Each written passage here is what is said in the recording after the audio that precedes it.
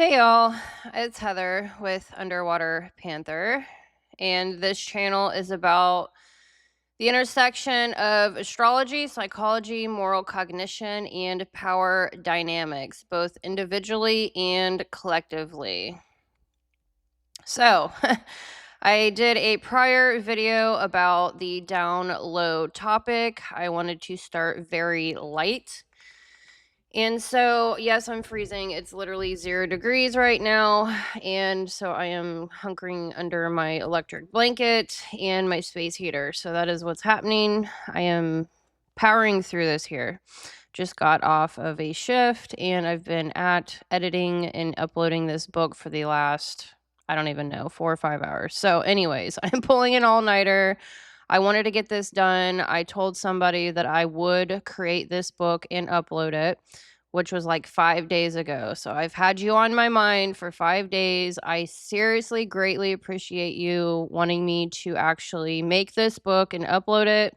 That means the absolute world to me. This is actually the first book that someone outside my life, my actual real life sphere, asked me to write a book. I've done many, many books on birth charts. I have my own template. I don't just send somebody something from software. I plug in a ton of information into my own template. I write it out. It takes a long time. So I've done books for people before, but this is the first time that someone online has actually asked me to write a book from a video I've done, which I did have an outline just in case someone really wanted it. And I'm really super freaking stoked that you wanted this book. I have delivered. So I will bring that up on the screen and so you can see what I'm talking about. So this is my website. I have so many books uploaded already and I will continue to do so. But so this is the Down Low and the Double Lives Down DL Shadow Identity, Secrecy, and Modern Masculinity book. So this is available for purchase. If you click on preview underneath buy now, there are 23 pages available for free. And it gives you the table of contents, it gives you basic terminology. There's a lot in there. It's quite a bit. So I've outdone myself. You can check out the preview for free to see what the layout is like and if you want to purchase it or not. So I'm going to go over the description of what this book is about, and then I'm going to get into my video. I want to expand on this topic because it is very deep, it is very real.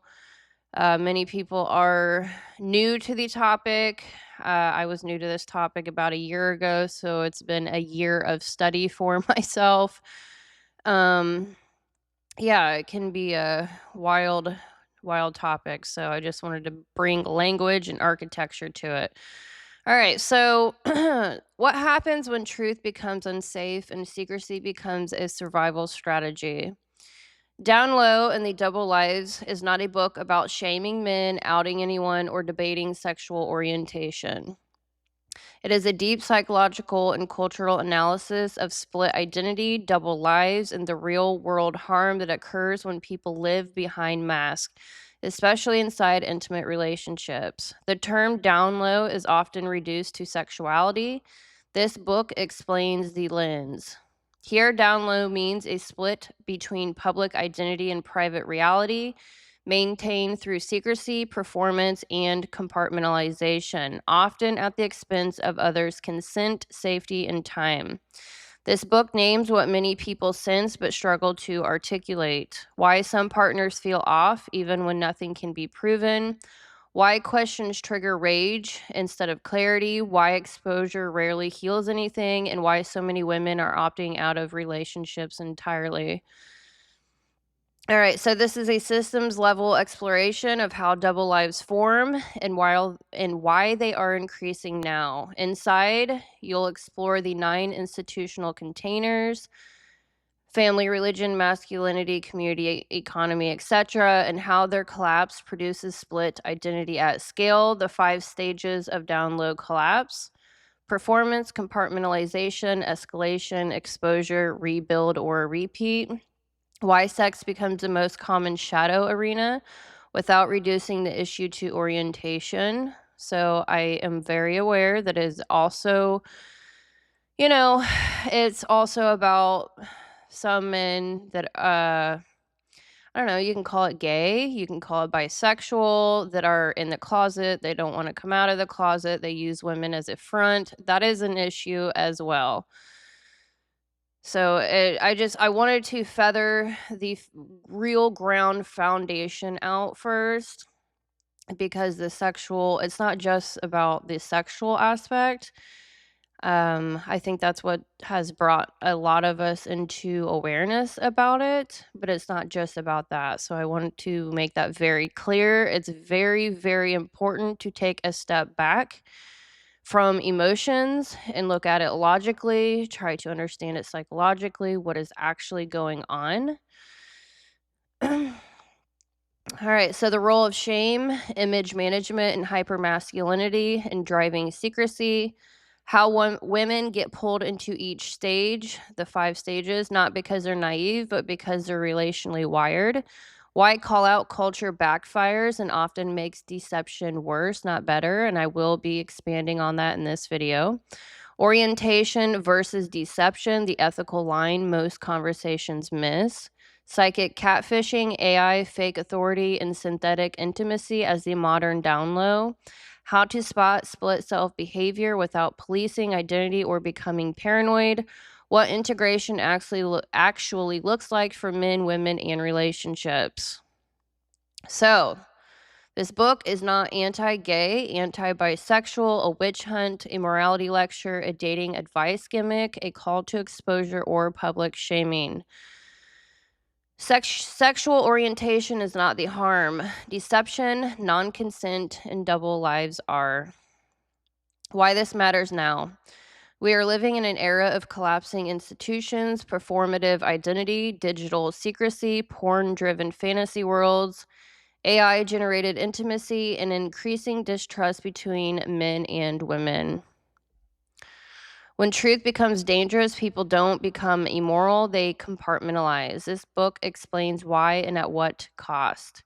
Women pay with years of emotional labor, lost time and trust, nervous system burnout, confusion that erodes self intuition. Men pay with chronic anxiety around exposure, inability to form secure intimacy, escalating secrecy, identity instability, and lifelong consequences that do catch up. Culture pays with relational collapse, paranoia instead of discernment, performance replacing integrity.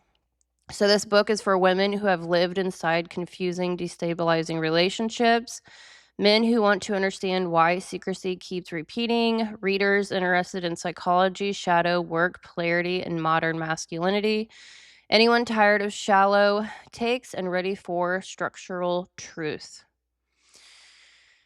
All right, let's see, I think that's about it. All right, so that's it on that.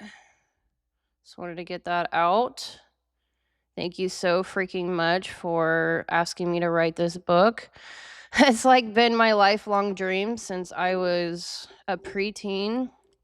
Literally, when I was younger, I used to sit there and read the what is that? The Britannica encyclopedias. Like, I have been a nerd my entire freaking life. I literally didn't speak until I was like 6 years old.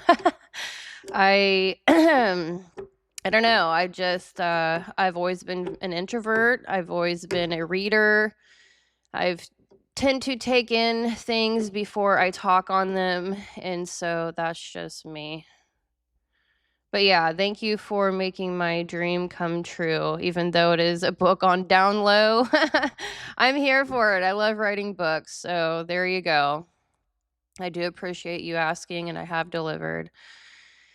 All right, so I have about 60 pages here of notes that I would like to talk on in this video. And I wasn't really sure where to begin. But I am seeing how container collapse hits the most vulnerable first. So this is ground level systems awareness. I'm speaking for women who don't have exit capital, mothers who can't afford to be wrong, kids who inherit whatever instability adults normalize, and men who are being handed counterfeit masculinity and told its strength. So, I think I want to start with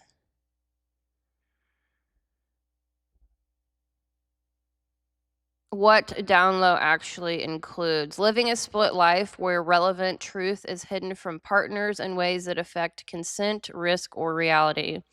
That includes secret sexual behavior, secret emotional lives, secret addictions, secret parallel identities, using partners as cover. So, we're talking about split identity behavior. That can be, it's not just about orientation. I just want to hammer that. It can be, but okay, so I'm working on a polarity series, and I've been studying masculine and feminine energy for 10 years now. And so, on an individual level and a collective level, this is a polarity issue. This is a systemic collapse issue culturally. There's a lot of different issues going on. So it's not just about sex, but that is normally the most like realized, it's the most hurtful.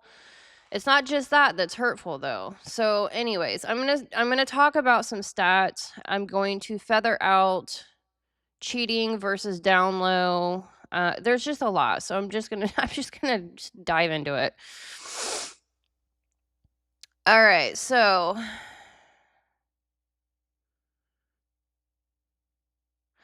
based on sexual health studies, CDC, NIH, and adjacent work, so I'm going to talk about infidelity research and down low. So, this is based on porn addiction, secrecy data, therapy and clinical prevalence reports, sociological work on masculinity and compartmentalization. So, a reasonable estimate of how many men exhibit down low patterns. 15 to 25% of men engage in ongoing down low split identity behavior at some point in adulthood. So that's maintaining a concealed parallel reality while in committed or socially legible roles. So breakdown 5 to 8% are high risk, entrenched down low patterns, chronic deception, multiple compartments, high fallout risk. 10 to 15% moderate down low patterns, periodic secrecy, compartmentalized behavior, relational harm likely. 70 to 80% of that not down low by that definition, may have privacy but not deception that violates consent. So the percentage is higher in environments with high shame and rigid masculinity norms, religious, conservative, hyper-masculine subcultures. So what's that percentage in women? So I'm not just picking on men here. I'm sorry, I gotta get a little more comfortable. So realistic range for women. So women engage in split identity too, but the expression is different. Women are less likely to live double sexual lives and more likely to live emotional double lives, caretaking personas, masking resentment, financial secrecy, staying while internally disengaged, parallel emotional attachment. So, men, it's normally the sexual aspect, women, it is not normally. So, a reasonable estimate is 5 to 12% of women engage in down low style split living that materially affects partners. 2 to 4% high level deception, 3 to 8% moderate split identity, 85 to 90% not down low by this definition. So, why lower than men? Women compartmentalize less sexually and more emotionally. Women are socialized to overfunction, not disappear into secret worlds. The cost of exposure tends to be higher for women earlier. All right, so why does it feel like it just feels like this is a huge thing, and why is that?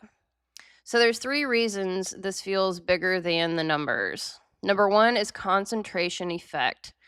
Down low individuals date more, overlap partners, leave more wreckage, and create outsized relational damage. So one down low person affects many people. Number 2, system collapse amplification. As containers collapse, marriage, religion, community, and work identity, Down low behavior increases temporarily during transition periods. We are in one of those periods. So prevalence feels higher now than 20 to 30 years ago. Number 3, visibility explosion. Phones, apps, screenshots, and digital footprints. What used to stay hidden for decades now surfaces in months. So down low is not brand new, it's that it's harder to maintain.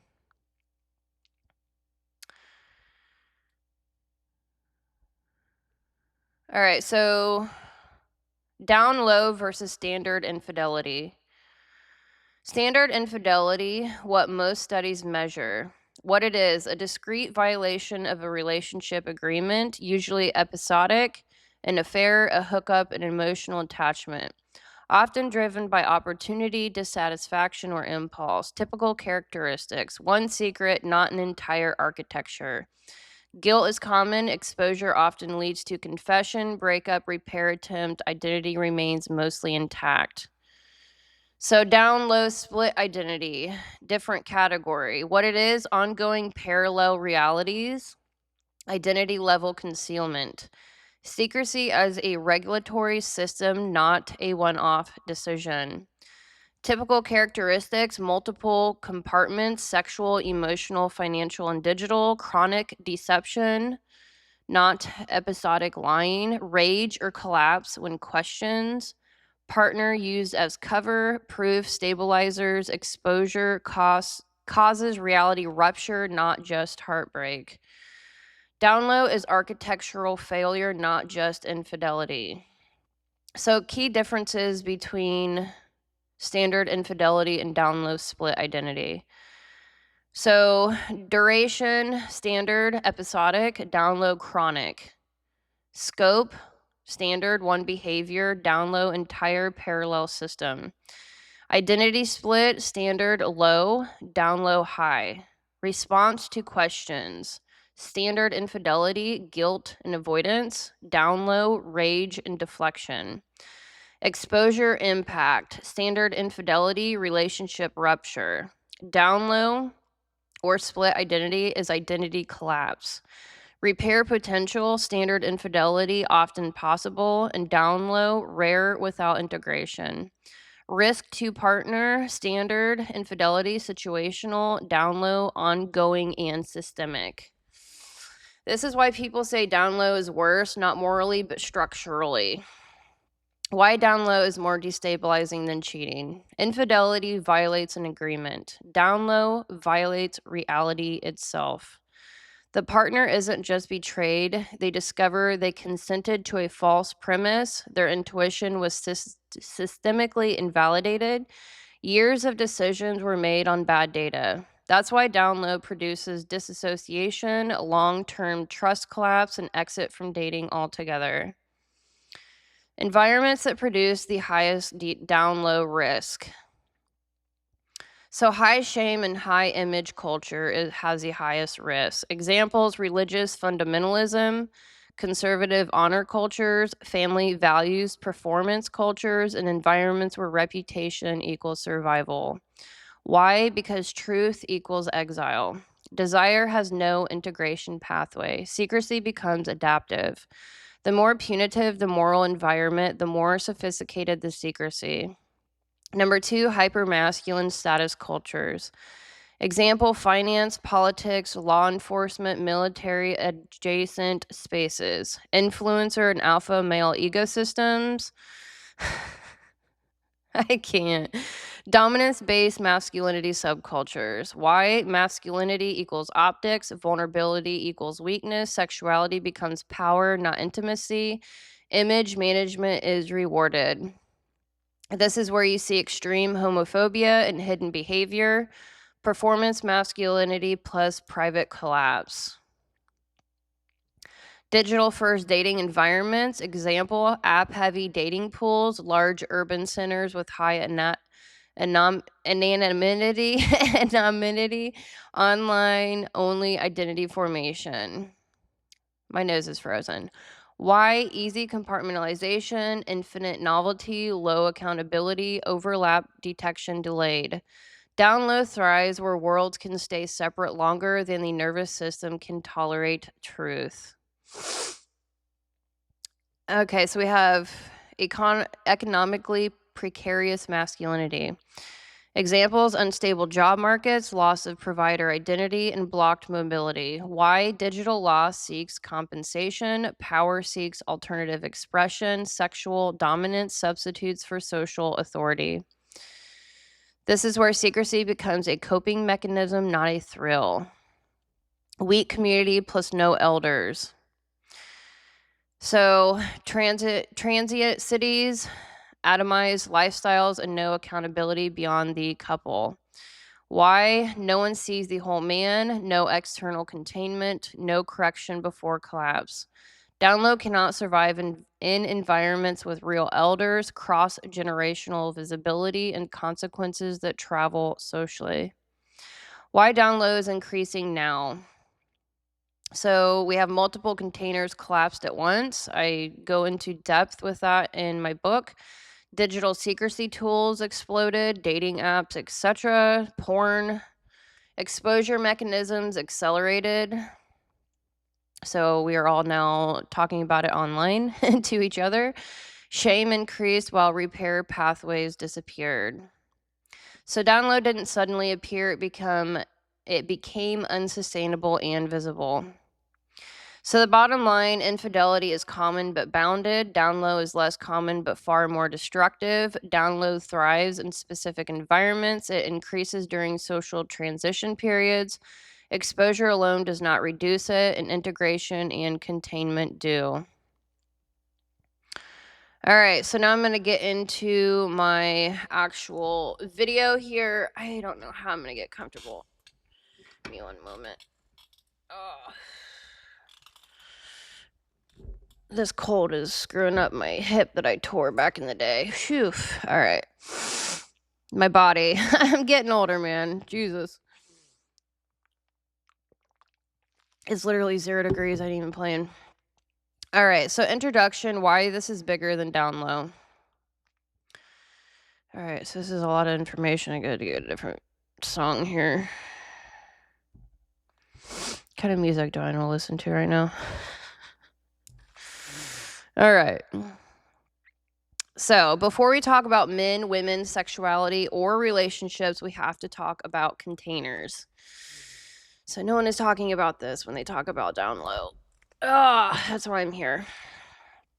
All right, so because without containers, no human psyche stays integrated for long. Human beings do not regulate identity, desire, power, or intimacy in isolation. They never have. We are social mammals with nervous systems that evolve inside groups, rituals, hierarchies, and meaning structures.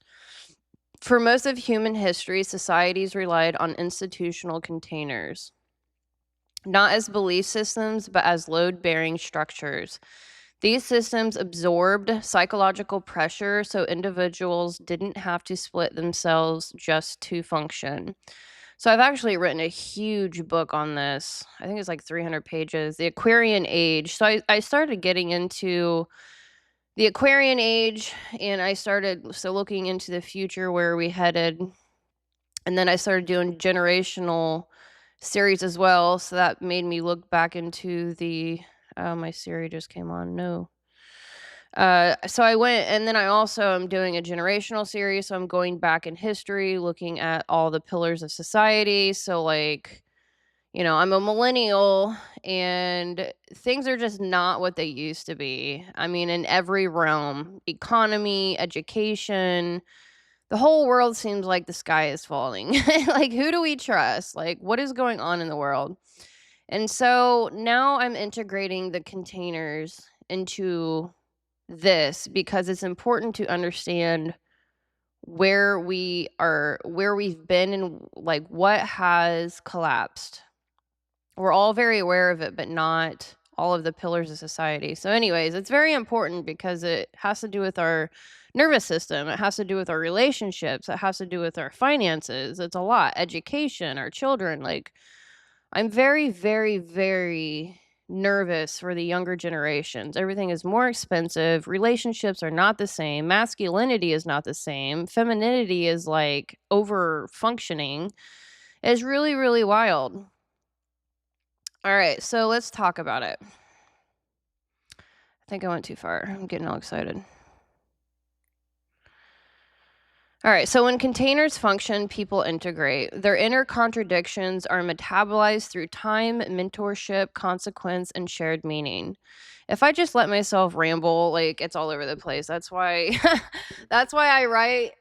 That's why I write and I'm organized, and then people complain that I'm just reading from a script. It's like, no, I am like writing insane 30 I've written like 35 books now in the last, however long, and it's just a ton of freaking information. So I want to try to lay it out in an organized freaking way from, the bottom up. We got to start somewhere. All right, so when containers function, people integrate. Their inner contradictions are metabolized through time, mentorship, consequence, and shared meaning. Desire is contextualized, power is constrained, and shame has a pathway toward repair. When containers collapse, people compartmentalize. The psyche absorbs pressure it was never meant to carry alone. Instead of integration, the mind creates partitions. Instead of coherence, it builds masks. What many people now call download culture is not a sudden moral failure, sexual rebellion, or generational defect. It is what split identity looks like at scale when containment systems fail simultaneously across society. We are living through a period where multiple pillars of civilization are collapsing at once, meaning systems, family systems, economic systems, truth systems, initiation systems. When that happens, people don't suddenly become evil or pathological.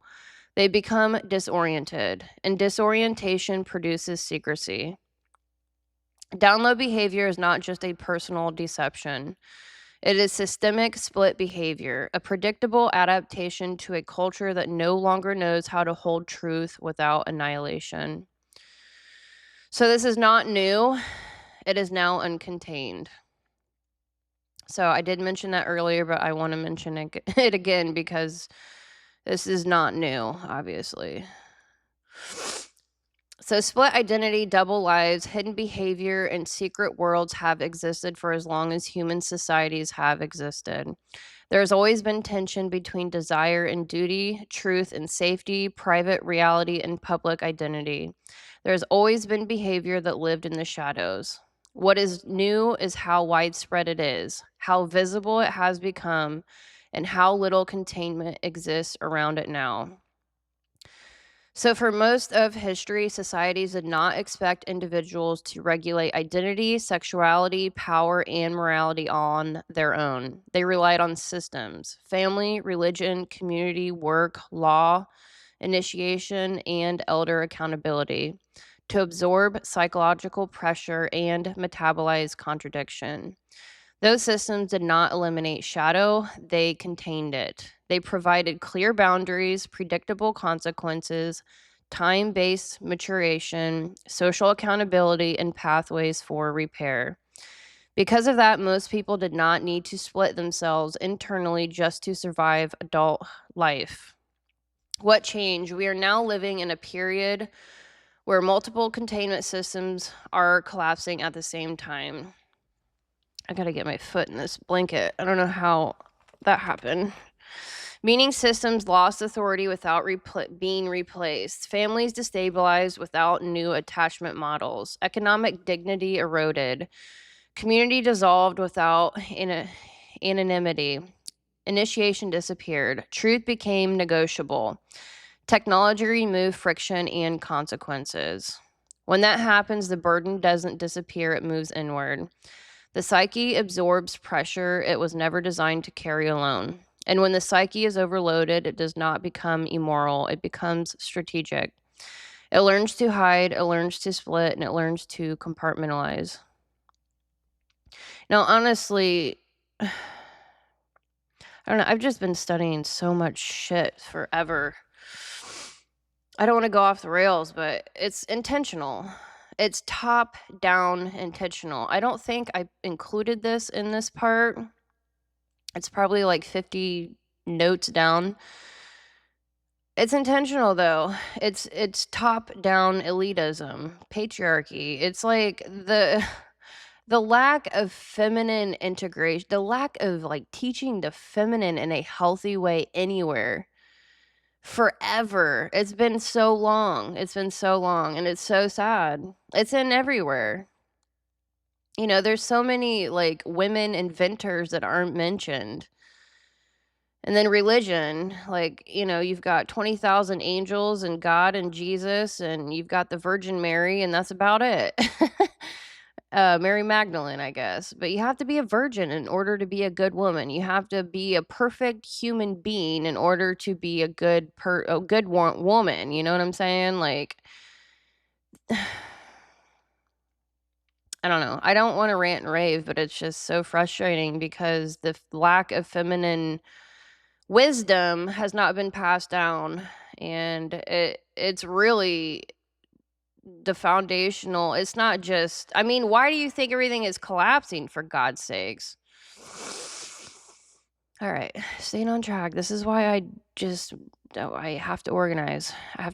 Okay, so why this is more prevalent now. It's feminine in men and women. We each have masculine and feminine polarity inside of ourselves. Okay, and so when we're raising boys, telling them not to be emotional, don't be like a woman by any stretch. You can't be emotional. You can't talk about your feelings. You got to be a man. You got to be a man.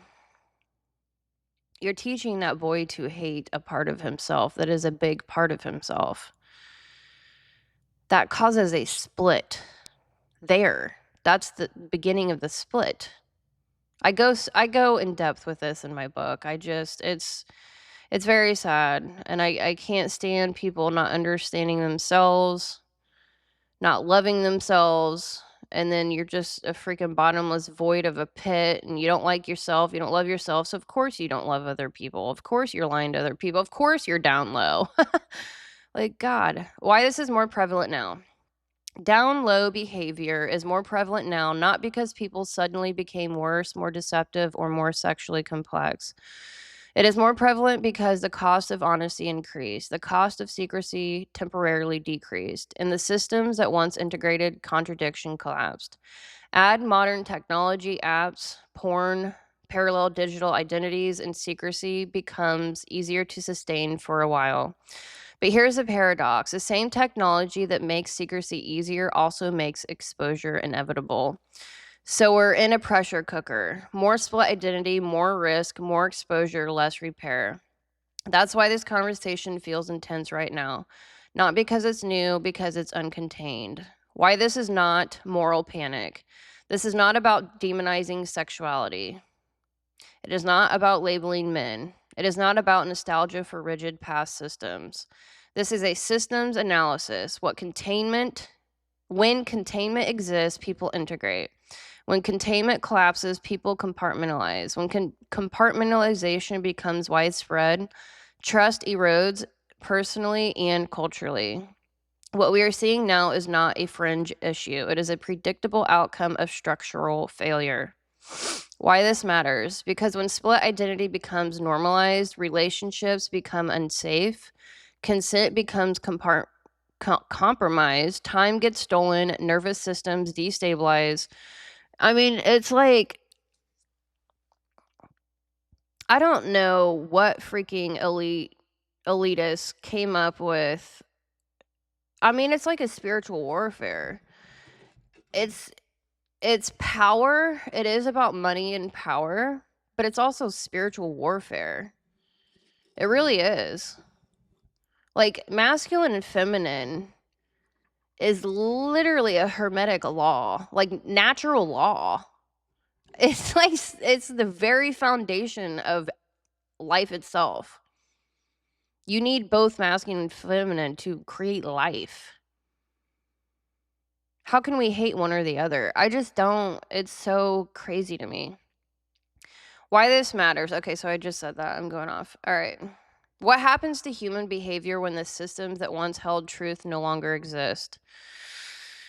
All right, so let's talk about the pillars of society and how their collapse creates split identity. See, it's like you have to, it takes so much study. I've been studying this for 10 years.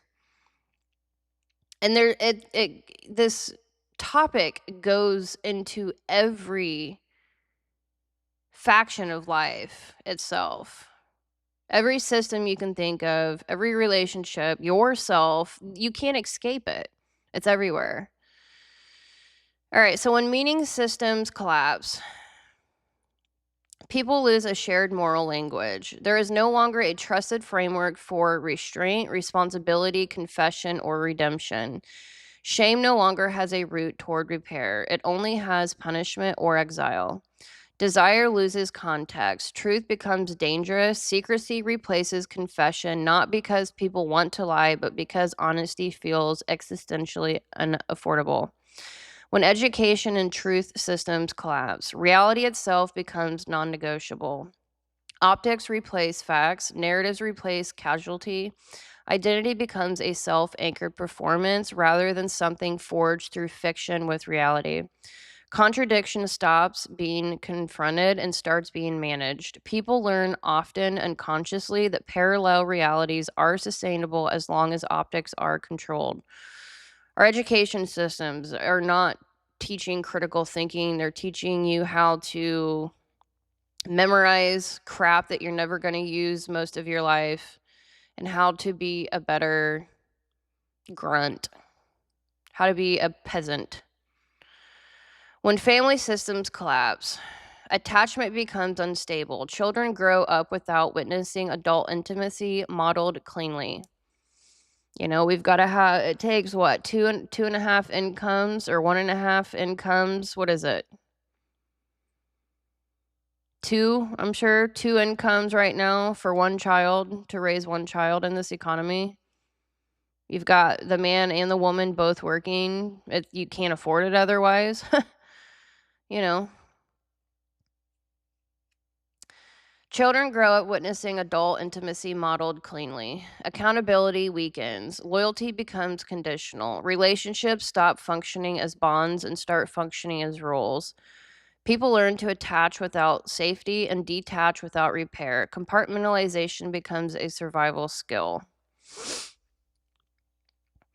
When economic dignity collapses, effort no longer guarantees respect.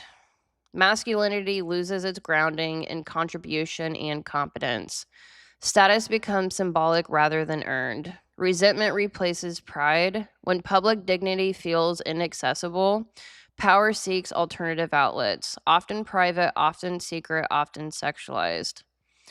When governance and law lose legitimacy, rules feel arbitrary and selectively enforced. Do as I say, not as I do. Accountability looks optional if you're clever enough. Integrity begins to feel naive rather than stabilizing. Secrecy becomes normalized as strategy. Incentives. When community collapses, belonging becomes conditional. Exposure equals exile. There's no safe middle ground between invisibility and destruction. People respond by living double lives, one for survival and one for truth. So, I mean, we're now, I don't know. I mean, a lot of people are more isolated now than ever. We don't have social, you know, coherence or consequences here. When masculine initiation disappears, boys become adult males without guidance. Desire is never integrated. Discipline is never taught. Responsibility is expected without preparation. Secrecy replaces self command. So, men are not taking the initiative to initiate men, is pretty much what that is saying. Because it takes a man to be a man.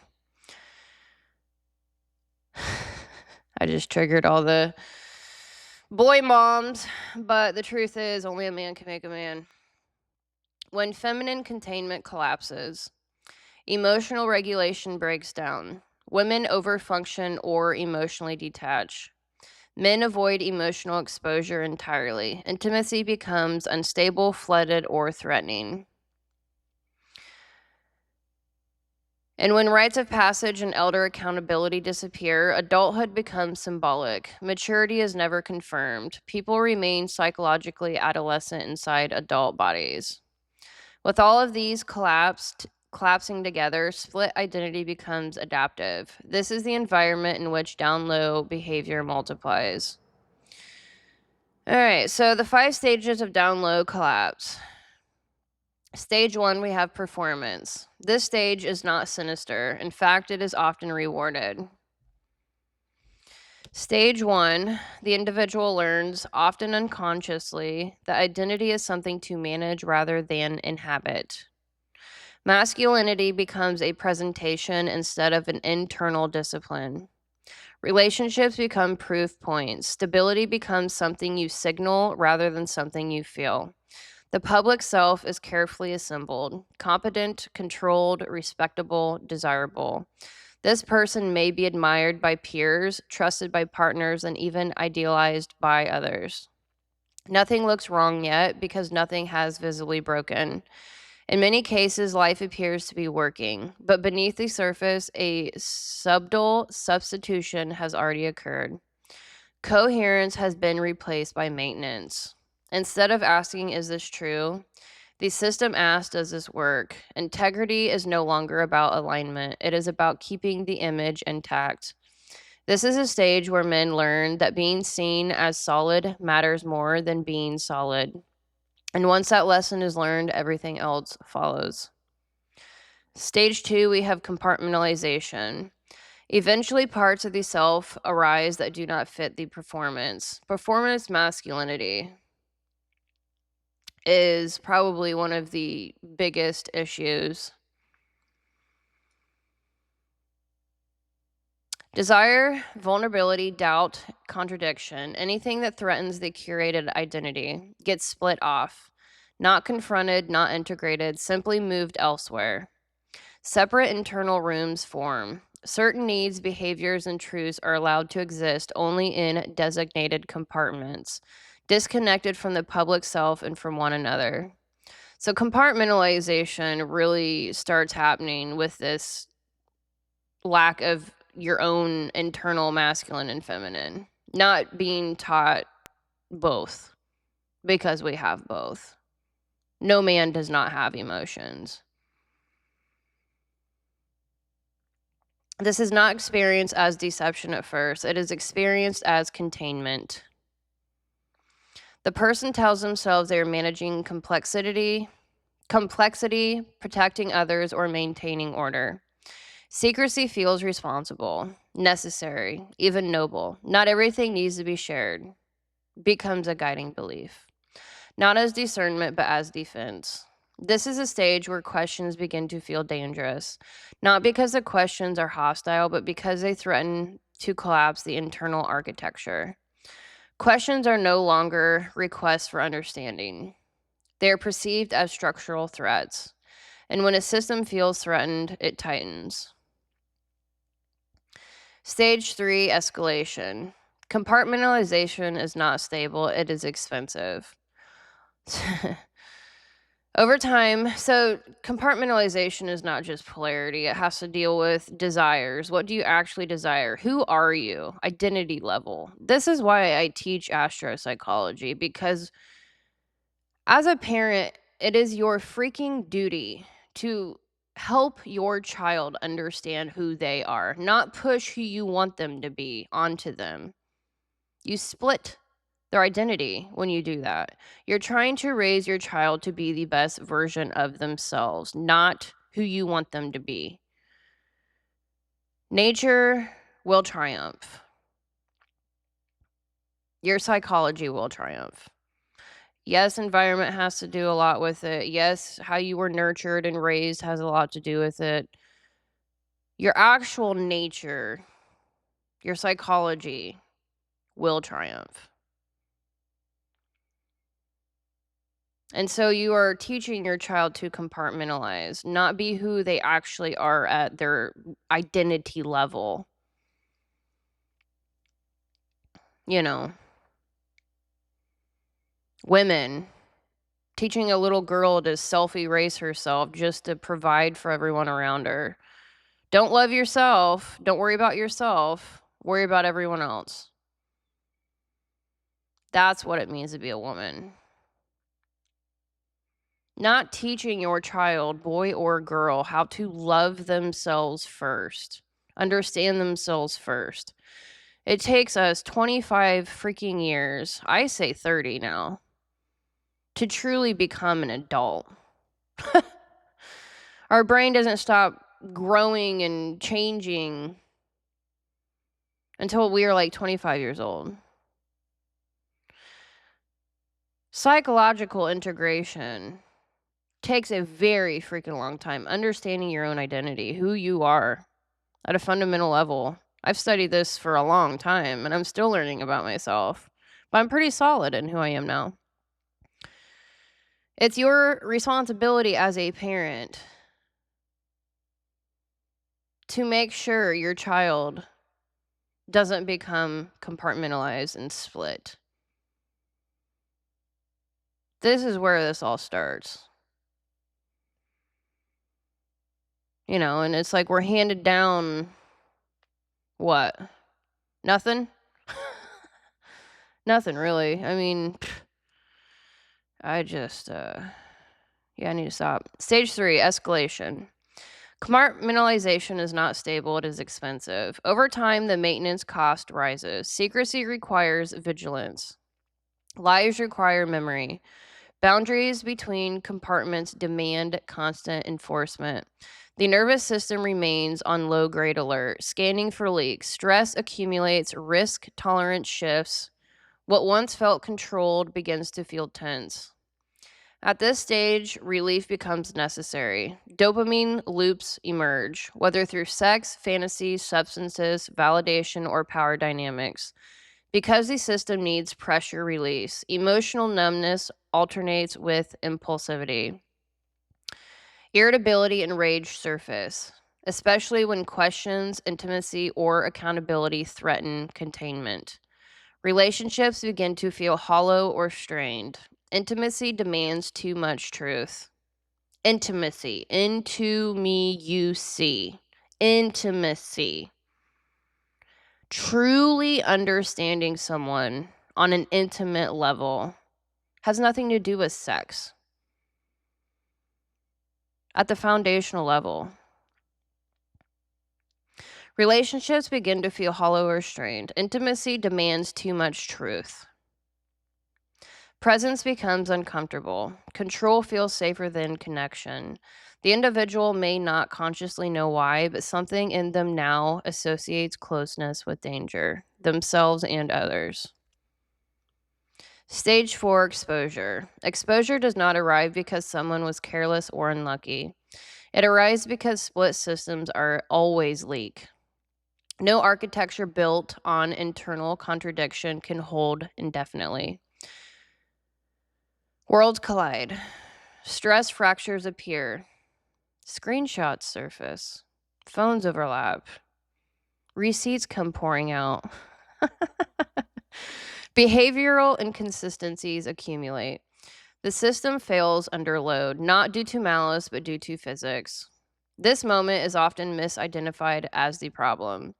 Attention rushes to the exposure itself, the discovery, the evidence, the confrontation. But exposure is not the disease. Exposure is a symptom. It is a moment where the cost of maintaining the split finally exceeds the system's capacity. What breaks is not trust alone, it is the illusion that the compartments could remain sealed forever. Stage 5, rebuild or repeat. After exposure, the system reaches a fork. Some men attempt to preserve the underlying architecture by reconfiguring it. They swap masks, change cities, change partners, rewrite narratives, moralize harder, blame women for snooping, insecurity, or destabilization. The structure stays the same, only the environment changes. This is the repetition disguised as recovery. So, down low shows up in men more, I believe. What were the stats again? Was it pretty even? I mean, stats are just that. Let me check this again. 15 to 25. So we've got 15 to 25% of men engage in ongoing down low split identity behavior at some point in adulthood. Women, we had 5 to 12% of women engage in down low style split living. Yeah, I mean, it takes men a lot longer to mature. It takes men a lot longer to mature because men do not suffer consequences as fast as women. Period. Your menstrual cycle, period. That is maturation very early on for women. It is very humbling having to deal with pain. It's just, the emotional world. Men are performing masculinity rather than understanding it in themselves. So yes, so when you reach stage 5, you're either going to rebuild or repeat the pattern. So a lot of down low people, when they get called out, they move, they skip cities, they skip relationships, they go in hiding again until they're called out again. It's repeated. Others integrate. Integration does not mean confession theater or public self-flagellation. It means collapsing the internal partitions that require secrecy to function. It means choosing one life instead of two, one reality instead of parallel systems, one identity that can withstand scrutiny without panic. Only one path ends the cycle. Rebuild without integration leads back to stage 1. Integration ends the loop entirely. What men actually get out of down low and why it works until it doesn't. Down low behavior persists because it works in the short form. If it didn't deliver real benefits, it wouldn't repeat. What down low offers is not just sex or secrecy, it is regulation, relief, and control in an environment where men were never taught to integrate pressure internally. Here's what down low provides at a systems level. Number 1, pressure relief without vulnerability. Down low allows desires to be discharged without emotional exposure. So think about this. Down low is created because they don't know how to integrate their feminine, their emotional world, or their desires, their true desires, being honest with their true desires. Down low allows desire to be discharged without emotional exposure. No negotiation, no mirroring. No risk of being seen fully. For men who were punished for emotional truth early in life, this feels safer than intimacy. Number 2, control without reciprocity. Down low interactions are often structured to avoid mutual dependence. Power is asymmetric. The man controls timing, disclosure, access, and narrative. This preserves dominance when internal coherence is fragile. Number 3, stimulation without accountability. Down low offers novelty, intensity, and dopamine without long-term consequence, or at least without immediate consequence. It bypasses the slow work of building intimacy in favor of instant relief. It's literally just instant gratification. It's literally narcissism. Instant gratification. Being compulsive. Impatient. Number 4, identity preservation. Down low allows a man to maintain a public identity that still delivers status, respect, or belonging while privately meeting needs that feel incompatible with that identity. The split protects the image. Number 5, avoidance of grief and loss. Integration often requires mourning. The loss of an identity, it's freaking ego, man. Down low is pure ego. What's ego at the extreme? Narcissism. I didn't want to go there, but I'm going there. Lack of ego integration. Identity integration. That's what I do here. Astro-Psychology. Oh my God. I'm sorry. Integration often requires mourning the loss of an identity, a fantasy, a relationship, or a version of self. Down low postpones that grief indefinitely. In short, down low is not just about pleasure. It is about regulation without integration. And that's why it escalates. Where intervention is still possible. I gotta get my foot in here. Oh my God, I'm struggling. I hope we don't get 8 inches of snow. That's craziness. Phew. All right, I think I need a drink break real quick. I'm trying to be a little bit more off the cuff, but I'm driving myself insane, so. All right, where intervention is still possible by stage. This matters because not all stages are equally recoverable. So what were the 5 stages? Let me go over that again. It is in my book.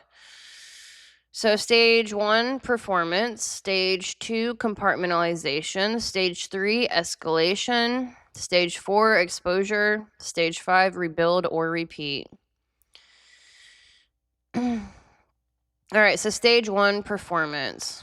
Intervention potential high. At this stage, down low is not yet solidified. The split is shallow. What's still available?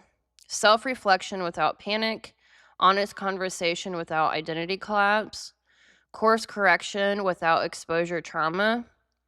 Effective intervention looks like naming incongruence early, private direct call, not public shaming, asking structural questions. How sustainable is this? What parts of you aren't allowed to exist here? This is the best stage for the real life callouts, quiet, relational, and specific. Stage 2, compartmentalization. Intervention potential moderate but narrowing. Here the architecture has formed but isn't yet rigid. Compartmentalization. What's still available? 1 trusted mirror, 1 honest relationship, 1 contained truth-telling space. Effective intervention looks like direct questioning without accusation, boundary setting rather than emotional pleading, refusing to play, don't ask, don't tell. This is where private callouts matter most, not as moral judgment, but as reality enforcement. Once questions are consistently avoided, escalation begins. Stage 3, escalation. Intervention potential low without consequence. At this stage, insight alone does not work. The system is being propped up by dopamine, secrecy, and control. Emotional appeals bounce off because the nervous system is overloaded. What still works? External consequence, structural pressure, loss of access, not lectures.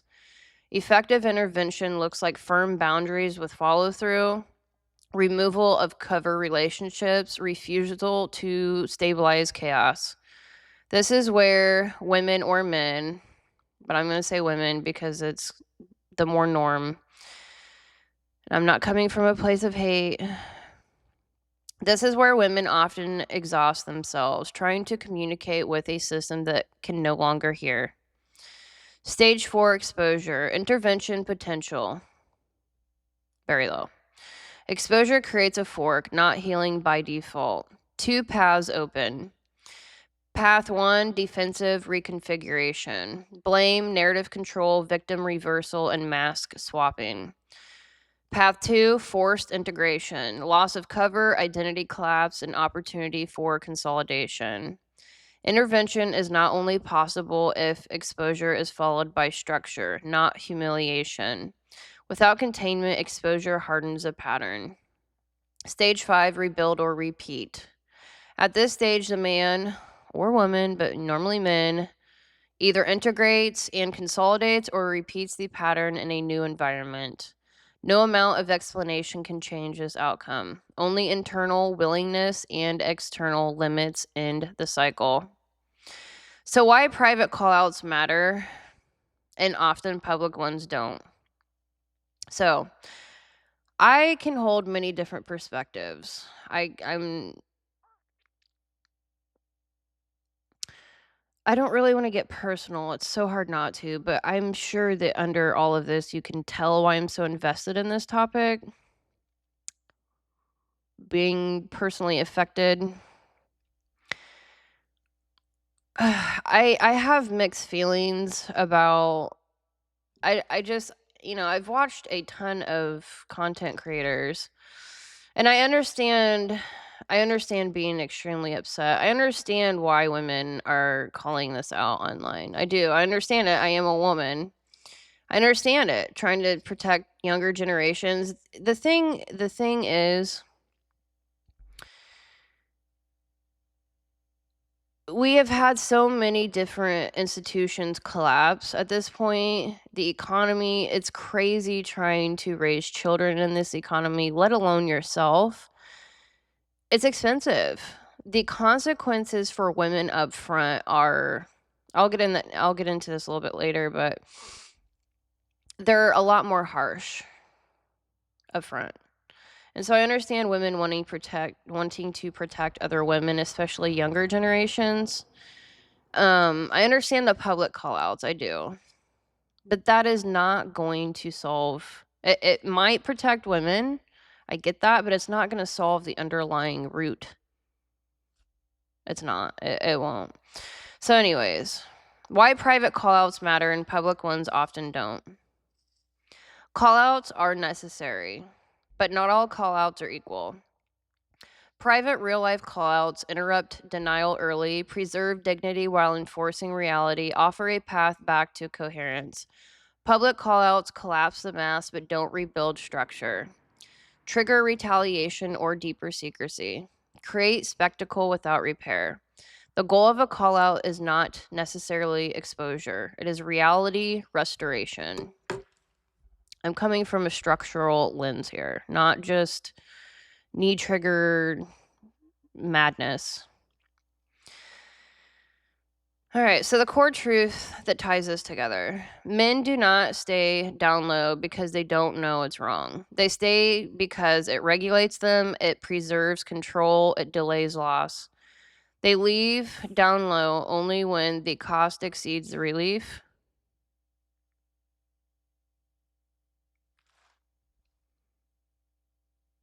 I heard a weird noise, sorry. It's like so cold that sometimes things are like popping. I just wanted to make sure it wasn't someone trying to get a hold of me. Okay. All right, so they stay because it regulates them, it preserves control, it delays loss. They leave down low only when the cost exceeds the relief, the structure collapses, or integration becomes less painful than fragmentation. That's the real intervention window. So, why women get pulled into each stage? Women are not pulled into these dynamics because they are naive, foolish, or miss red flags. They are pulled in because many women are socially, biologically, and relationally trained to stabilize systems, especially emotional and relational systems. From an early age, women are often rewarded for attunement, empathy, patience, and repair, aka integration. These are not weaknesses, they are adaptive strengths and functional systems. But when those strengths are applied inside a fragmented system, they become liabilities. Women are not responding to deception as much as they are responding to incongruence and attempting, often unconsciously, to resolve it. So now we're going to go through all the stages and why women get pulled in. Or man, but a feminine man would also experience this. If you're, gay and you're a man and you're the more feminine one and you figure out that your man is down low, I mean, you can take it many different ways. I understand. I can hold many different perspectives at one time, believe me. All right. Stage 1, performance, attraction to apparent stability. At stage 1, women are often, or you can say the feminine, are often drawn to performance because performance looks like safety. Competence, confidence, decisiveness, social standing, and apparent emotional control all signal reliability at a nervous system level.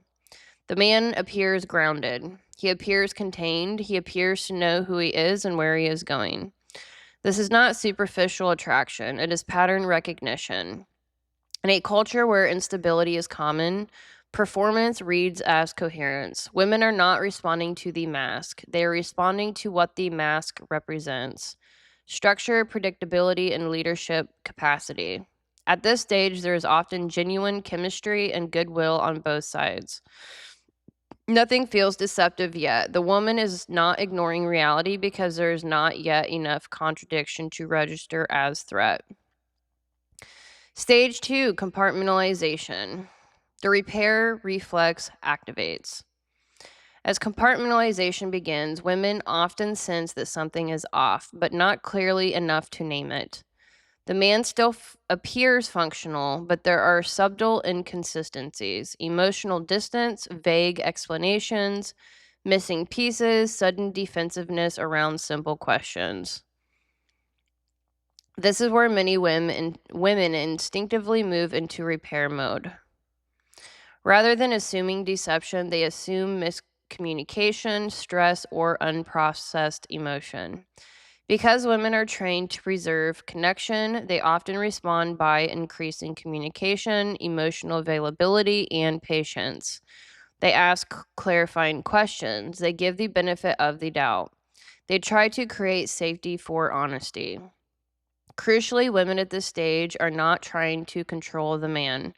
They are trying to restore coherence. They sense the split and attempt to bridge it relationally. This is where the dynamic subtly shifts. The woman begins compensating for the man's internal fragmentation without realizing it. Stage 3, escalation. Hypervigilance and overfunctioning. As secrecy escalates, the woman's nervous system becomes increasingly dysregulated. The contradictions grow more frequent. The explanations feel thinner. Emotional connection becomes inconsistent, intense at times, absent at others. At this stage, many women become hypervigilant. They start tracking tone, timing, behavior, and mood shifts, not because they are anxious by nature, but because the relational environment has become unstable. This is a huge tell. If your nervous system is not regulated around somebody, if you start getting paranoid, if you start tracking their behavior inconsistencies, I mean, at this point in my life, I would say hightail. It's just not worth your time. But anyways, I mean, that's your choice. All right. So women often respond by overfunctioning.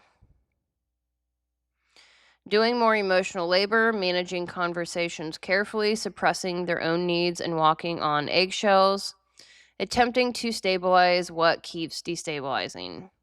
This is exhausting, and yet many women stay because leaving still feels premature, like abandoning a system that could work if only one more piece clicked into place.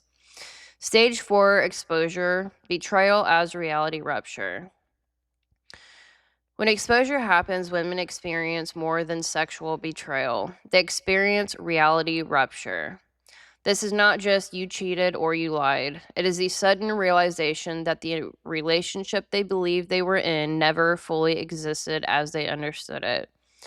Memories recontextualize, conversations reframe, intuition that was dismissed suddenly makes sense. Trust your intuition. The trauma here is not only emotional, it is epistemic. Women often report questioning their judgment, doubting their perception, replaying past moments obsessively, feeling foolish despite acting reasonably. This is why stage 4 is so destabilizing. It fractures not only trust in the man, but trust in reality itself. The woman is forced to reconcile two incompatible narratives at once. Stage 5, exit, leaving the system, not just the man. By stage 5, many women or the feminine do not simply leave the relationship, they exit the entire relational framework that produced it. This is where the dating opt out begins. Women at this stage are not bitter, hateful, or anti men. They are pattern exhausted. They recognize that the issue is not one man, but a reoccurring structure they keep encountering. Performative without coherence. Intimacy without transparency. Connection without consent. So they disengage. They stop dating casually. They stop giving access easily. They stop volunteering emotional labor. Some stop dating entirely, not as punishment, but as self preservation. This is not a rejection of intimacy, it is a rejection of unstable systems. Why this is happening at scale. This is why so many women are stepping back from relationships altogether. Not because they don't want love, not because they hate men, not because they're too picky, but because they are no longer willing to be a stabilizing mechanism for someone else's unintegrated identity. Women are not opting out of relationships, they are opting out of compensating for fragmentation. And until integration becomes more common than performance, this pattern will continue quietly, steadily, and at scale. So, why men get pulled into down low patterns? Men do not enter down low patterns because they are immoral, deceptive by nature, or secretly malicious. Framing it that way guarantees defensiveness and misses the actual mechanics. Down low patterns form because many men were never given a functional pathway for integration, only rules for suppression and rewards for performance. Most men were not taught how to integrate desire into identity. Desire was treated as something to either dominate, hide, or discharge, not something to understand, regulate, or contextualize. Without integration, desire doesn't disappear. It becomes split off. It goes underground. It expresses itself sideways.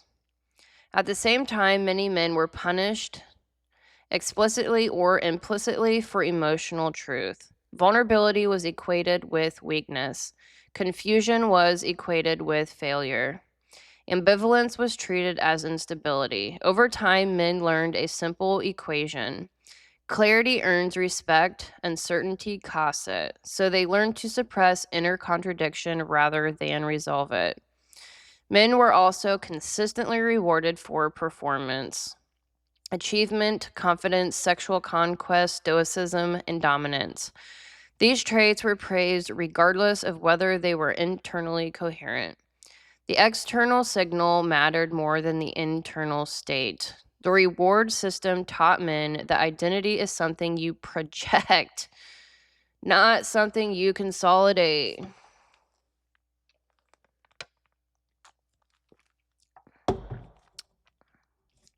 Performance masculinity is projection. And crucially, many men learn secrecy before they learn self-command. Secrecy becomes the first regulation strategy. Instead of learning how to hold tension, they learned how to hide it. Instead of learning how to metabolize pressure, they learned how to discharge it privately. It is a developmental gap. Why down low behavior feels efficient at first. Down low behavior offers something that feels like relief.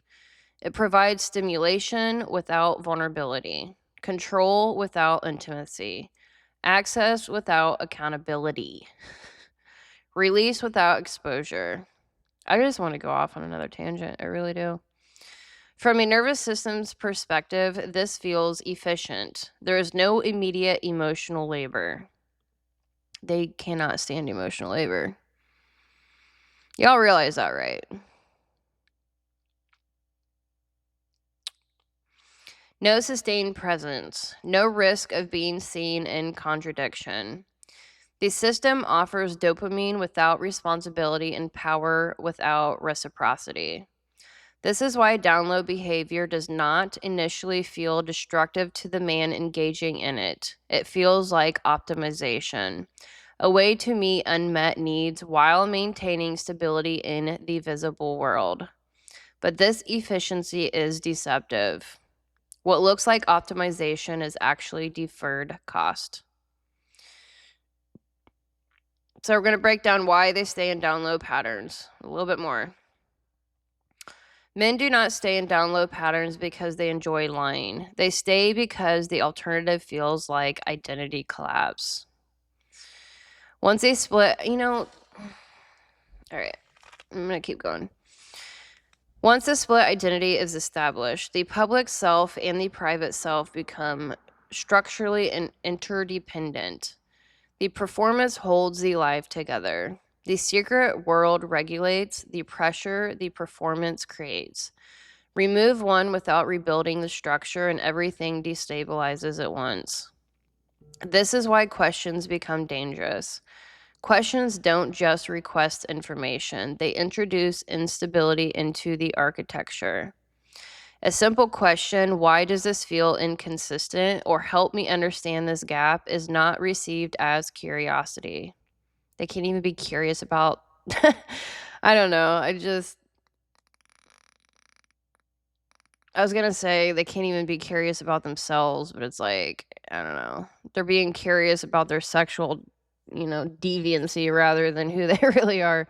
Their wants, their, not their needs, actual needs. It is received as a threat to containment because answering honesty would require the man to confront the split directly. And confronting the split means risking loss of status, loss of control, loss of identity coherence, a loss of the performance that currently holds the system together. This is not conscious calculation most of the time. It is a nervous system response. Why down low men, or people in general, hate questions specifically? Down low hate questions not because they are manipulative by nature, but because questions collapse compartmentalization. Compartmentalization depends on separation. This world does not touch that world. This identity doesn't answer for that behavior. This relationship doesn't know about that reality. Questions force overlap. Overlap forces reckoning. Reckoning threatens the entire structure that allows the man to function without integration. So questions trigger irritability, deflection, minimization, rage is a huge one. Down low, men especially, you can really spot a red flag if you question them and they get rageful. If they have a lot of anger issues, it's because they do not have their inner feminine integrated. FYI. Accusations of control or paranoia. If your man is more emotional than you are, there's a problem. Like, ragey wise, inconsistent wise. All right, the core truth without moral framing. Down low patterns are not about sexuality necessarily. They are about pressure management in the absence of integration. Men who were never taught how to integrate contradiction learned how to hide it. Men who were never taught how to regulate desire learned how to compartmentalize it. Men who were never taught how to hold emotional pressure learned how to escape it. Down low behavior is not freedom, it is a workaround. And every workaround has a cost. I just had a good thought, now it lost. I do want to say, I don't understand. It's odd to me that, in today's, just sit here and think for a moment. This is something I actually do not understand still. I do, but I don't. It's like men nowadays, we are not asking what we used to ask out of them. Economically, especially. Responsibility-wise. And so they have less responsibility now than they used to. Financially, especially. So, and then on top of that, who is really upset about gay or bi people at this point, men or women. Like, who is really upset about that? I don't understand. I mean, really. So, like, what's the problem here? What is the real problem here? We don't care if you're gay or bi. We really don't. Just be honest about it. I don't understand what's going on here. All right, so why this matters for change. This framing matters because men will not change patterns they experience as survival strategies unless they understand what those strategies eventually cost them. Not morally, structurally. When men see that secrecy increases fragility, compartmentalization multiplies risk, avoidance reduces authority, and unmanaged desire undermines stability, then the conversation shifts. Not from accusation, but from engineering. And that is where integration becomes possible. All right, so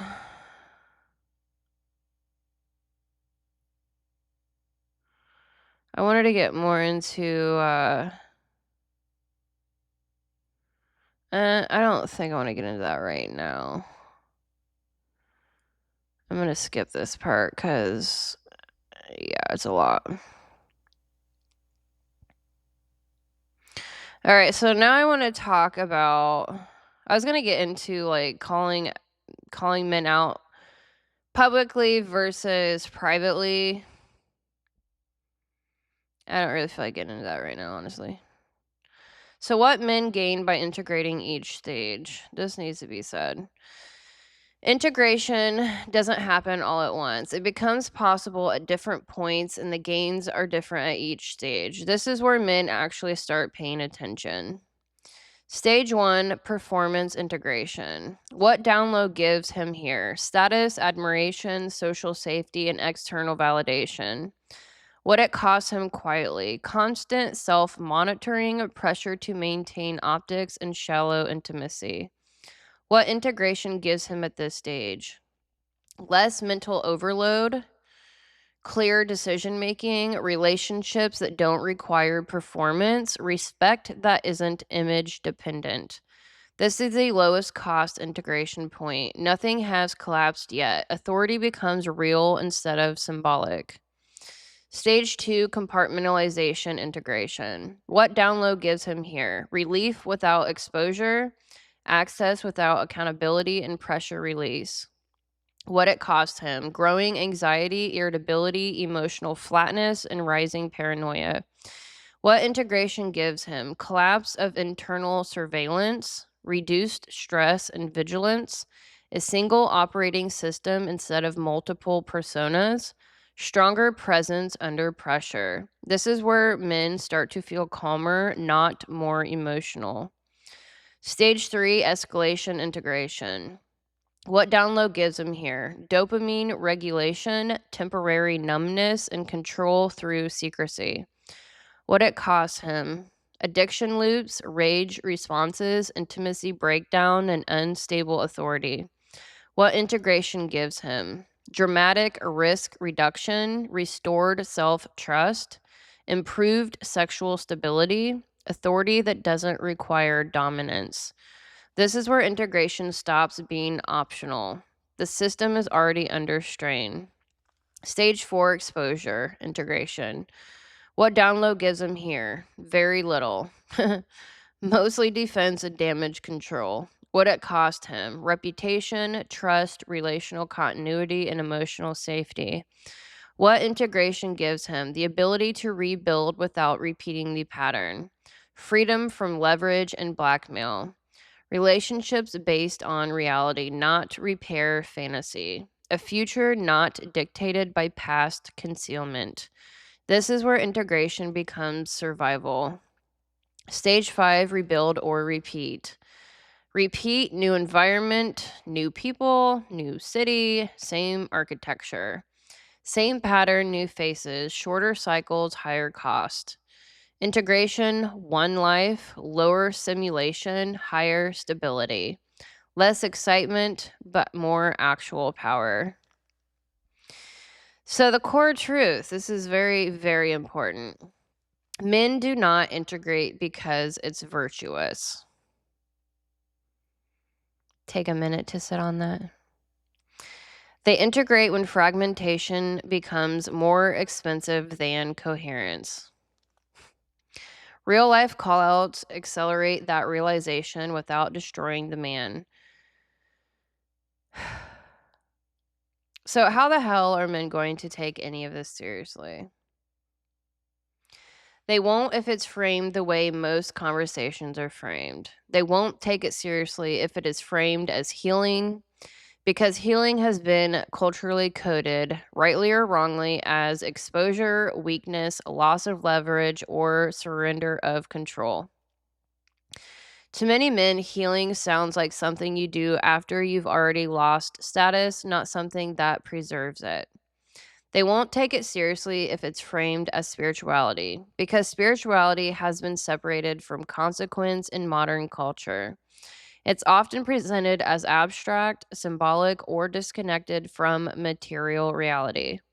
Men who live in cause and effect worlds, work, hierarchy, risk, and competition don't respond to language that doesn't clearly map to outcomes. They won't take it seriously if it's framed in emotional language or moral superiority, because that activates defense, not responsibility. When men hear emotional framing without structure, they often experience it as accusation without instruction. When they hear moral framing, they hear judgment without utility.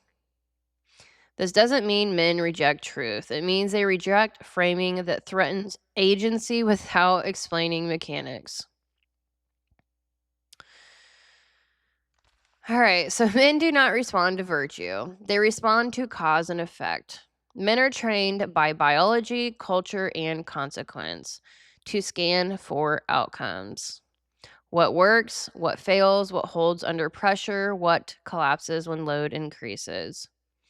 Virtue by itself does not answer those questions. Cause and effect does.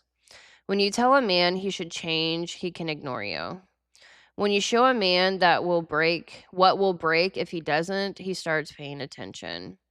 This is why men take this conversation seriously only when it's framed as system failure, not personal deficiency.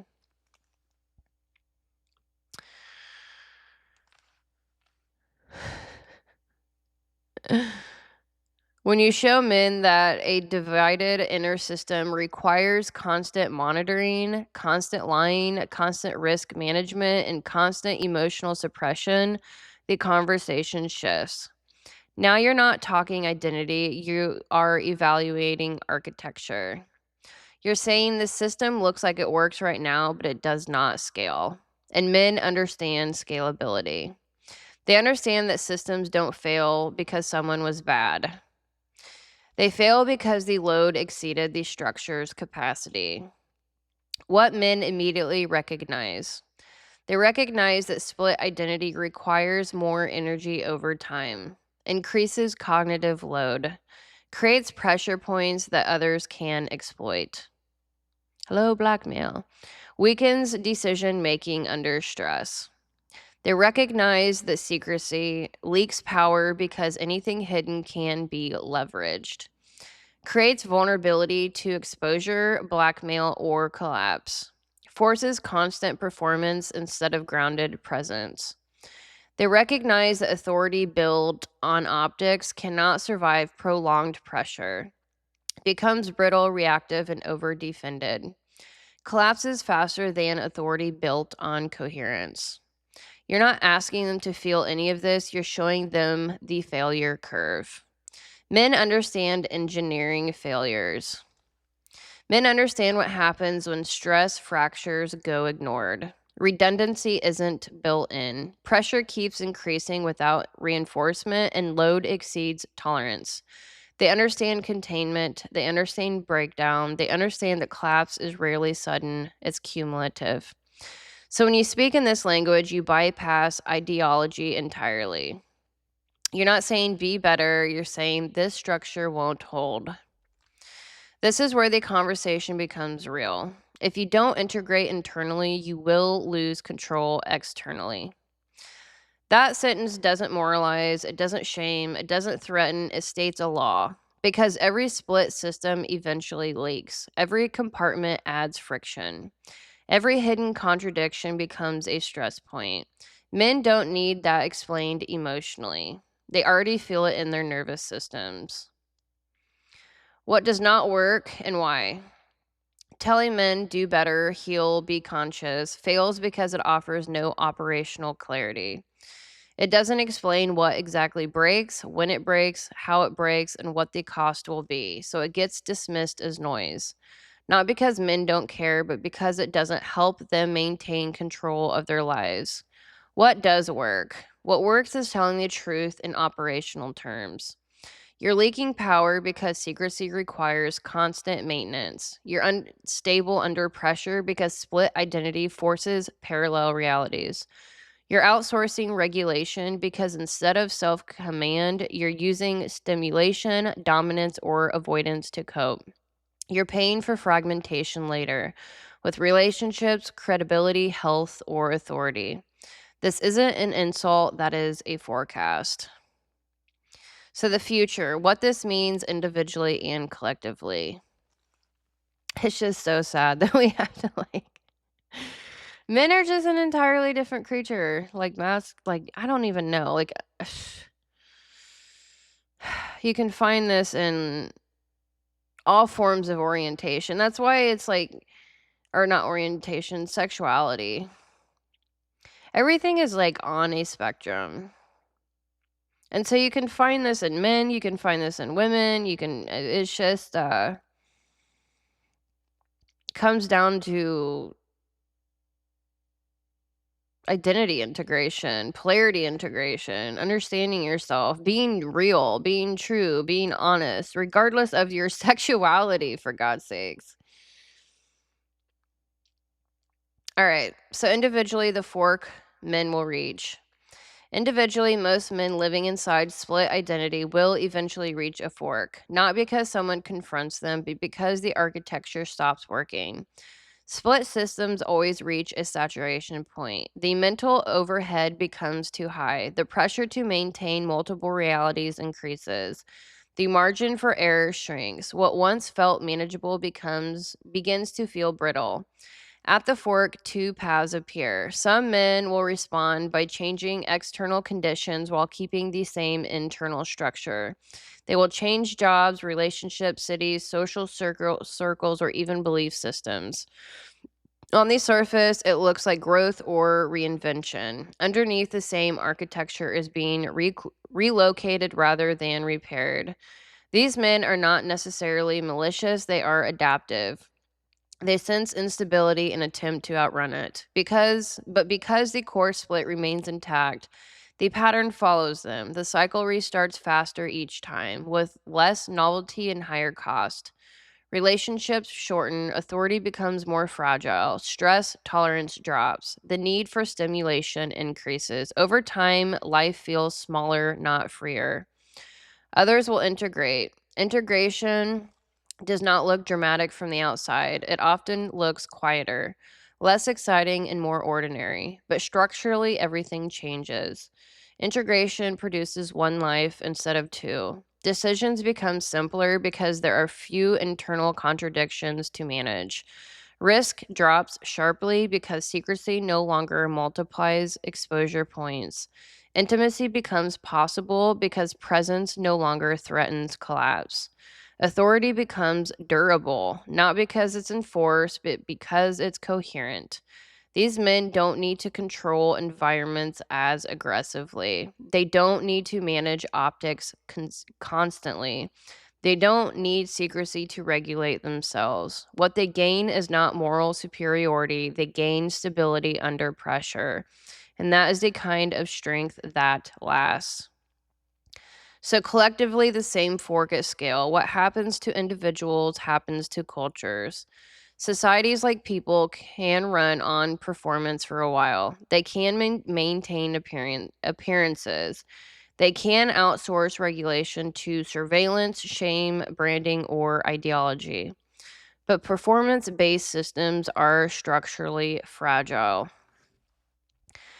Collectively, we are entering the same fork. Systems that reward optics over coherence, branding over substance, signaling over integrity, reputation management over reality will collapse faster and more violently. They will experience escalating mistrust, shorter cycles of legitimacy, and increasingly extreme corrective swings. Not because people are worse, because the load exceeds the structure. Other systems will begin rebuilding containment, not by returning to the past, but by restoring what containment actually does. Clear boundaries, real consequences, informed consent, initiation instead of assumption, coherence instead of spectacle. These systems will appear slower, less flashy, less viral, but they will stabilize. What this means for relationships. Relationships will follow the same split. In fragmented systems, relationships become transactional, optimized for convenience, short term, low trust, high defensiveness, high exit rates. People hedge instead of commit. Intimacy feels risky. Everyone stays half out just in case. In integrated systems, relationships become rarer but real. Fewer partnerships, clearer consent, lower drama, and higher durability. Not because people are better, but because the structure supports truth instead of punishing it. There is no neutral outcome. This is the part that matters the most. There is no middle ground where split systems remain stable indefinitely. There is no version where performance replaces coherence forever without cost. For men, the question is not, will this matter? It is, when will it matter enough? For cultures, the question is not, will trust erode? It is, which structures will be strong enough to hold when it does? Integration is not a moral choice, it is a structural one. In the future, both personal and collective will be shaped by which systems can actually hold under pressure. The final truth, what men actually gain and what they lose if they opt out. So, this is a part no one wants to say out loud. A growing number of men are not just opting out of marriage, they are opting out of responsibility altogether. Not because they're evil, but because responsibility feels heavier than the fragmented self they're already carrying. So, they shrink the arena. They avoid commitment, they avoid depth, accountability, and anything that would force internal consolidation. And at first, that feels like freedom, but it isn't. It is called downscaling. What men think they're gaining by opting out. When men say they don't want marriage, commitment, or long term responsibility, what they usually mean is, I don't want pressure. I don't want expectations. I don't want to be needed. I don't want to fail. I don't want to be exposed. They believe opting out gives them autonomy, flexibility, less stress, fewer consequences, and control over their time and body. And in the short term, that can be true, but what they don't see, because no one tells them, is that what they lose structurally over time. So, what men actually lose when they opt out? Men who opt out of responsibility don't stay neutral. They lose leverage. Responsibility is not a burden, it is a load bearing structure that gives a man weight in the world. Without it, authority becomes symbolic instead of real. Relationships stop shaping you, time stops having stakes, and decisions stop mattering. A man without responsibility becomes lighter, and lighter men are easier to ignore. This is the quiet tragedy no one names. Responsibility is what expands a man's nervous system. Men do not grow through comfort, they grow through contained pressure. Marriage, long term partnership, fatherhood, and leadership, these are not traditions. They are developmental technologies.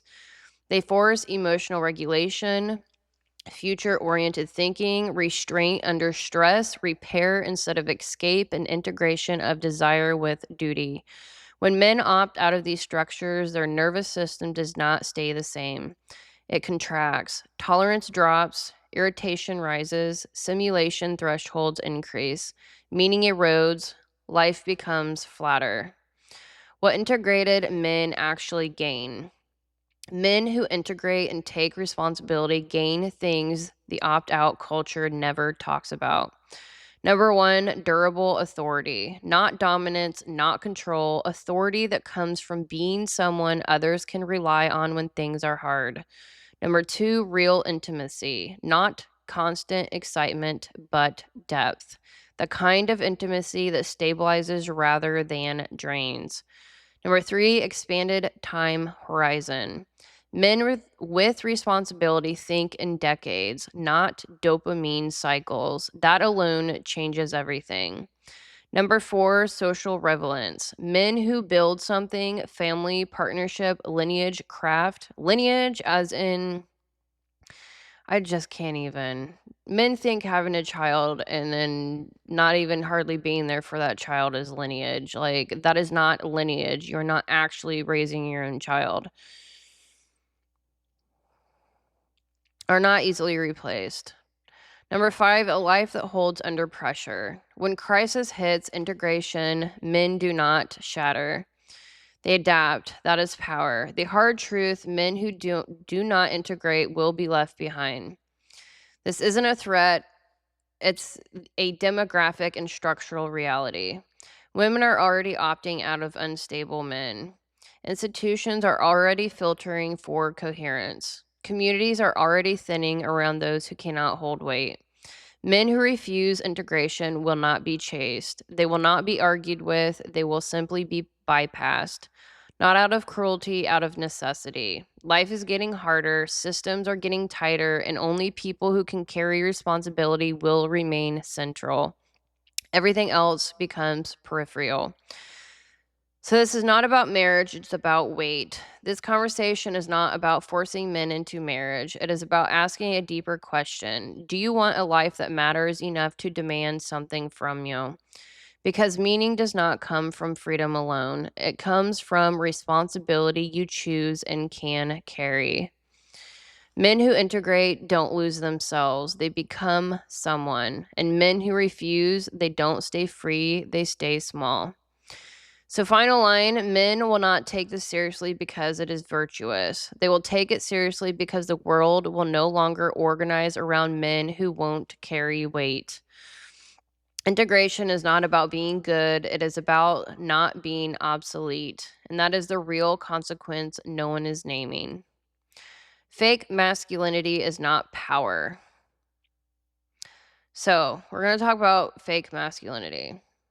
What passes for masculinity online right now is not strength. It is uncontained impulse dressed up as dominance.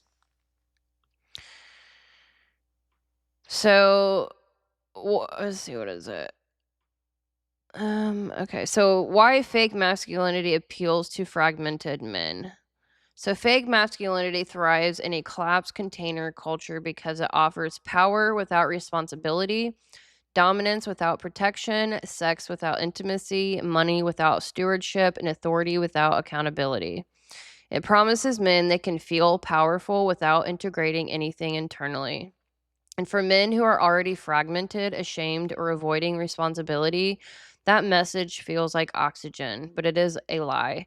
Because anything that bypasses integration borrows power temporarily and charges interest later.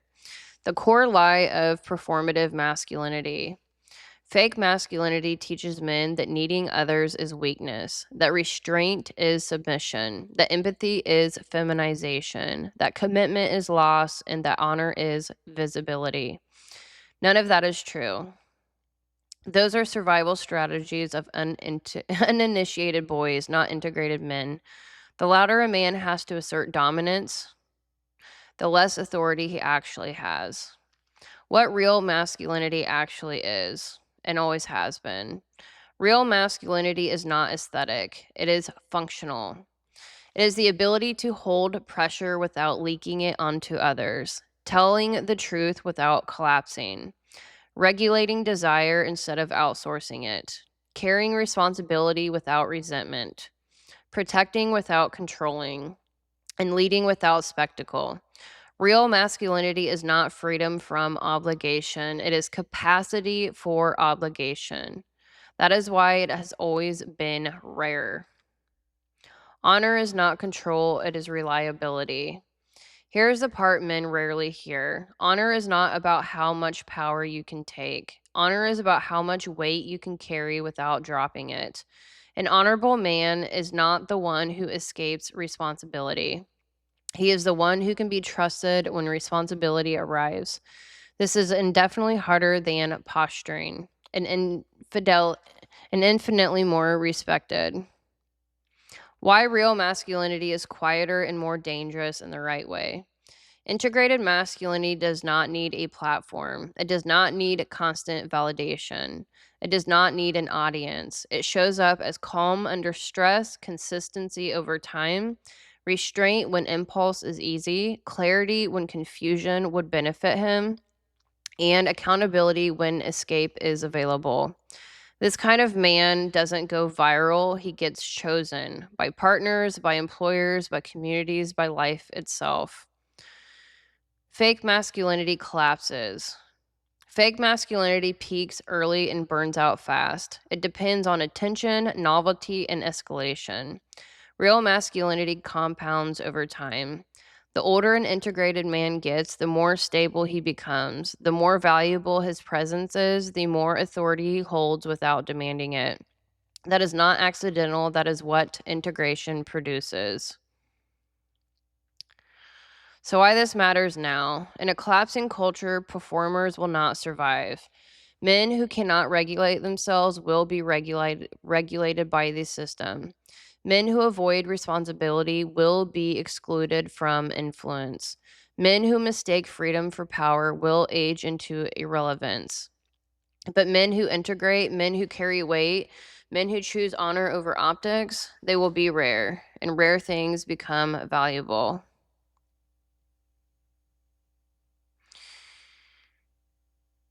All right.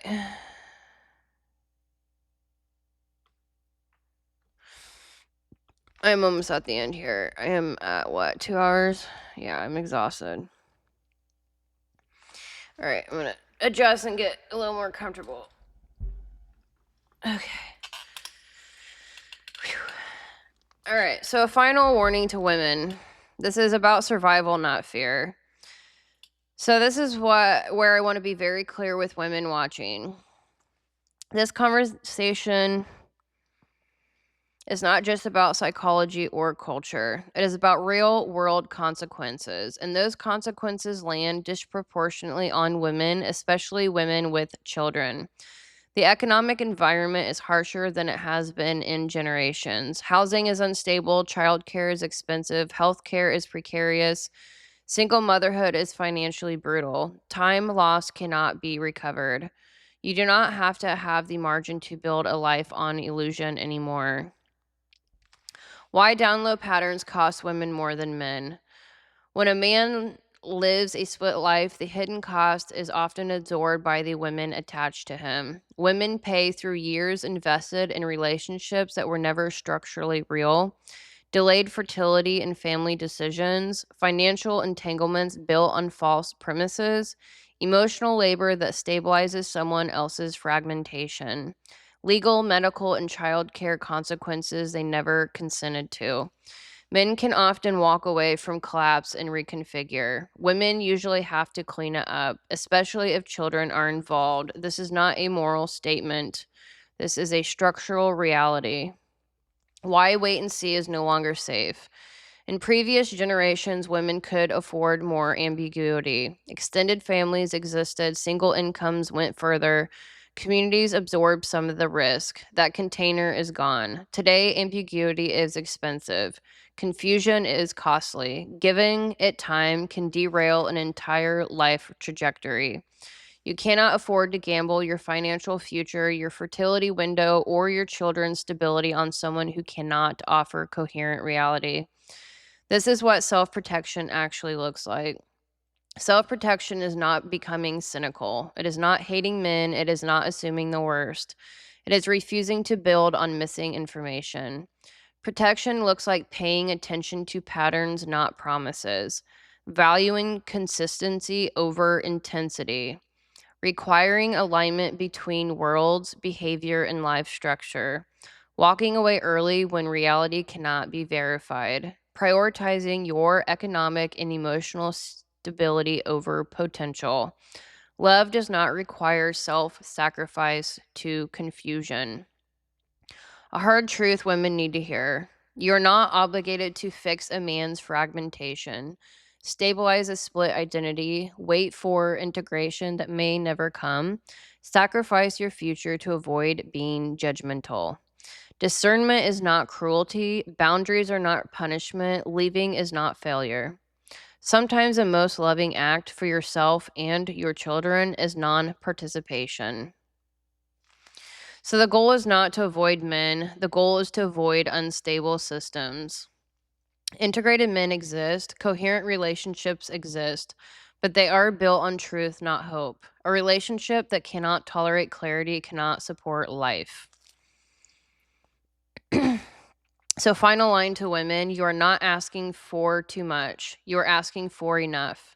Enough truth to consent, enough stability to plan, enough coherence to build, enough integrity to trust. In a world where everything is more expensive money, time, children, and health you cannot afford a relationship that leaks reality. Protect your future, protect your nervous system, and protect your children, not with fear, but with clarity. So let me end this clearly for both men and women. This moment is not theatrical. It is not a trend. It is not something you can wait out. We are at a now or never point in human intimacy. The systems that used to absorb confusion are gone. The margins that used to cushion mistakes are gone. The luxury of pretending nothing is happening is gone. From here on out, split lives don't drift quietly, they collapse. For men, this is the part most men don't want to hear but need to. You are not being punished by culture, you are being outpaced by reality.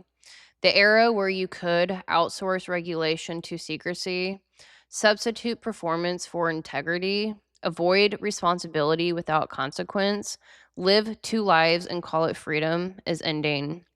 Not because women are difficult, not because society is unfair, but because unstable systems fall under pressure, and pressure is increasing everywhere.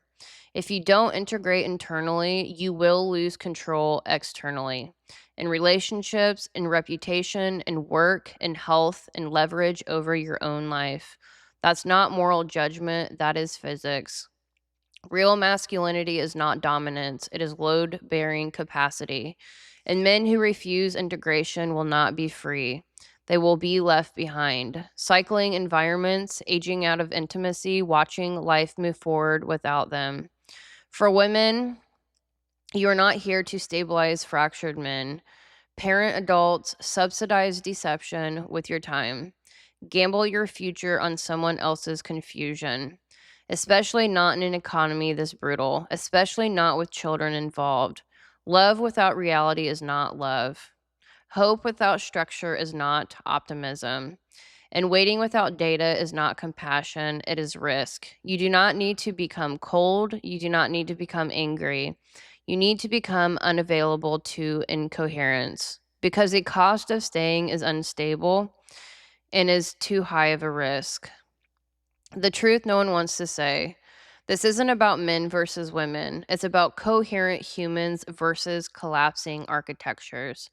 Those who integrate will build fewer relationships but real ones. Those who don't will build many but none that hold. Those who choose one life will gain clarity, intimacy, stability, authority, and peace. Those who don't will gain stimulation, distraction, secrecy, and eventually nothing solid to stand on. So this is the moment, not next year, not one more relationship, not one after another excuse. Now or never, one life or two that cancel each other out. truth or collapse, coherence or the slow erosion of everything you touch. There is no neutral path anymore. Choose accordingly. The opposite of download culture is not exposure, it is coherence. Truth without performance, desire without deception, intimacy without cover, power without secrecy. The future doesn't need louder callouts, it needs stronger internal structure. And that work begins the same place it always does, with honesty that doesn't require performance, with boundaries that protect dignity, with discernment instead of paranoia, and with the courage to live one life instead of two. All right, y'all. So I just put in,